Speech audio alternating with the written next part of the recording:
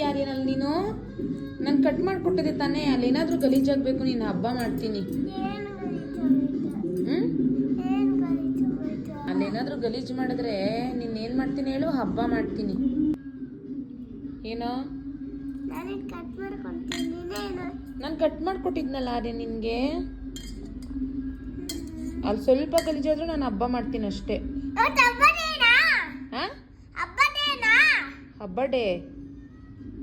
ಹಬ್ಬ ಡೇ ದಿನ ಮಾತ್ರ ಹಬ್ಬ ಮಾಡಬೇಕಾ? ಇಲ್ಲಾಂದ್ರೆ ಇಲ್ಲಾಂದ್ರೆ ಏನು ಏನಾದ್ರು ಏನು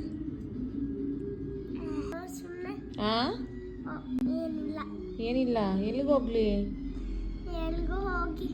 ಎಲ್ಲಿಗೆ ಹೋಗ್ಲಮ್ಮ?